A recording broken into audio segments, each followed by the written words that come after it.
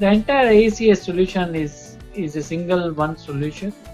It has around about 30 different projects within the solutions. The solution has been divided into different solution borders like web tiers, data tiers, business tiers, infrastructures.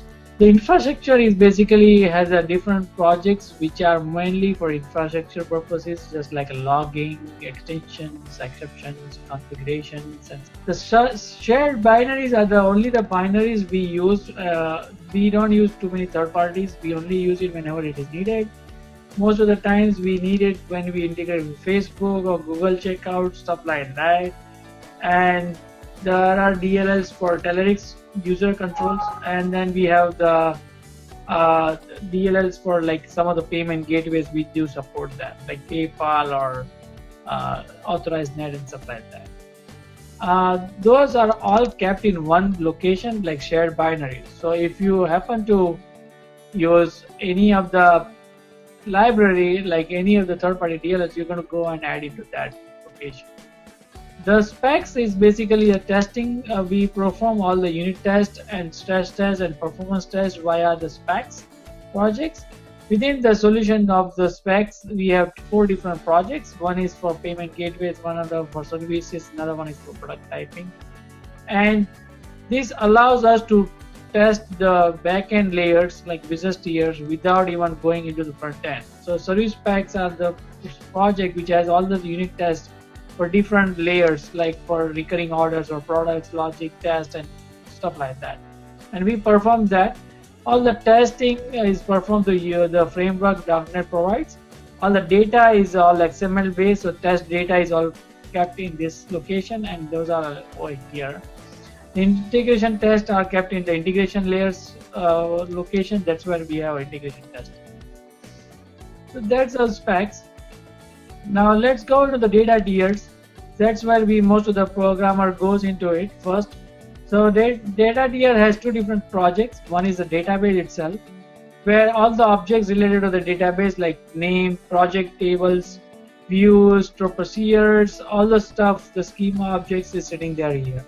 We make sure that everything is scripted over here, and we kept all the scripting here. So all the table scripting, all the keys, all indexes, constraints, all of them are kept here.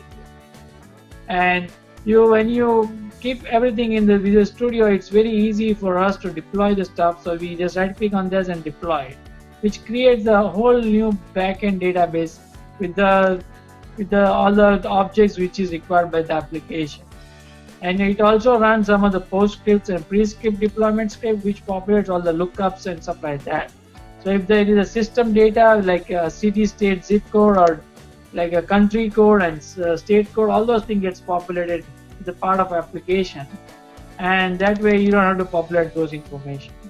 When you run the database, it creates a whole new database, and it creates all the tables, it runs different stuff and stuff like that. All the table names are very nicely named.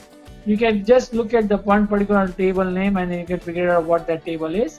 Like example of product is product table, product translation is a translation, is meaning the language specific information for the product. So when you have multi-languages supported by your application, we use product translation. So anything which is language specific stuff are always kept in a translation table which is side by side.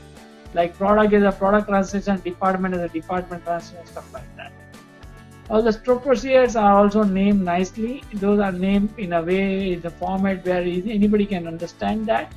So the first portion of the stroke procedure is the name of the table, and the later portion is the operation which we perform. So like addition charge, read all, read by ID, read by order ID, stuff like that.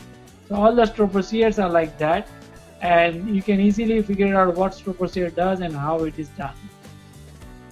Same thing with the functions, same thing with the triggers. We do use very few triggers, but we do use functions. Functions names are also nicely done.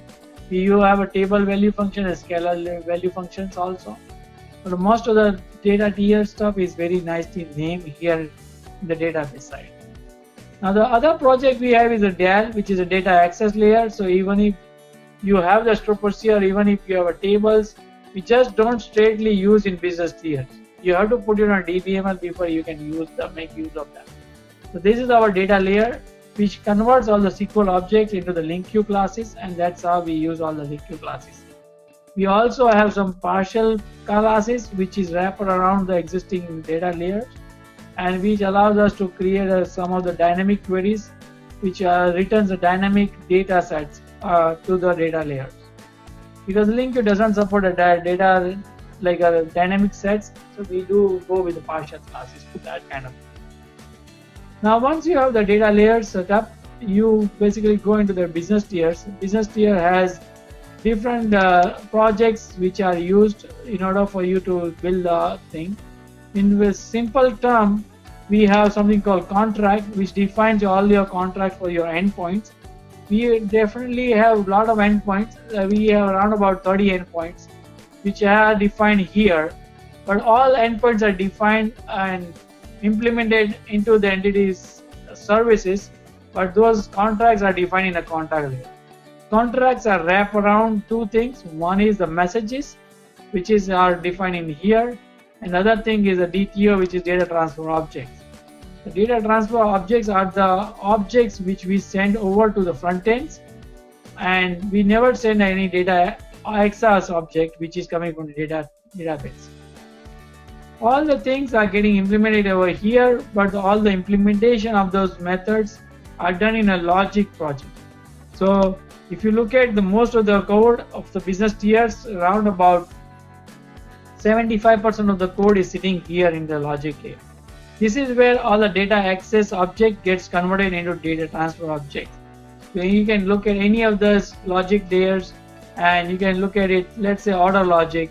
Order logic has a method called create orders. It calls the different methods and it does everything here. It calls the database, same thing with update, and same thing with the get. So all the mappings between the SQL object to data tier, they all happen through here. So that's the logic layer. Other project in business tier we have is integration layers. Integration layer is available for any dynamic platforms or any external integrations. You already have some of the integrations done for you. You can use those in the existing integration layers, and then you can use that as a part of the solutions.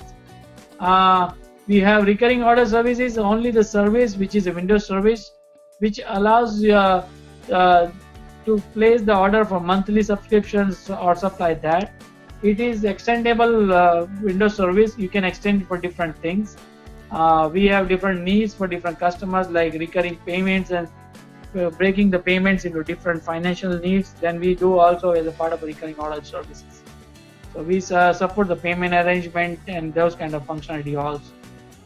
Other areas we have in business tier is the payment gateways. Payment gateways does have different payment gateways already supported and already been built for you, like AuthorizeNet, CyberSource, Payfuse, PayPal, Sage Payments, Transfers gateways.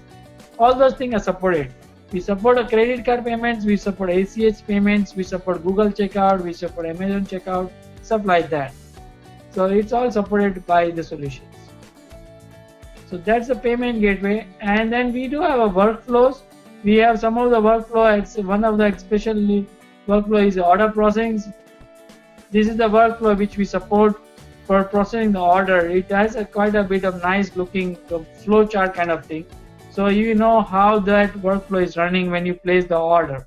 When it goes through a series of steps, it has easy to configure, easy to change. So that's why we use workflow, and we can easily change this workflow easily. And this is how workflows. And it is very useful for the developer to go through and use the workflow like that. The other thing in the business tiers are the workflow activities. It's very similar to that, and the setup project for the recurring order service. That's the business tiers. The web tier is very similar, like ASP storefront is supported, like ASP.NET. We do support both the framework, like ASP.NET web pages, or we can support the MVC format. But the storefront is the storefront which is customer series. The administration is the administration portal, which is administration, like any of the people, like admin people or product admin or customer service people or sales engineer or sales manager, all those guys uses the administration application. The storefront has lots of ASPX pages. It does have a few master pages. One is to with menu and without menu on the left net side. These are the ASP pages. We also have a lot of user controls. All the names are very nicely done so that you can easily figure out what the functionality is. User controls are very similar. We try to use as many user controls we can, because that way we can share the code like that. We have a lot of inheritance built in the platform, so most of the pages are based off base page, and these are from UI base. The user control are for the base user control, stuff like that. So we already have inheritance, all the design pattern used, so that the solution is so unique enough. We also support the global resource files for different languages, like the default.recx for the English, but French, Canada is supported, English, Spanish is supported. Like any kind of languages, if you want to support, we support that. Basically, what you're going to do is you're going to create this as a second file with a different local code, and that's it. That's what you're going to do to support the multiple languages. That's the storefront. Very similar thing we have it for administration. Lot of ASPX pages, but lot of user control, because the functionality here is geared towards the dynamic load user controls.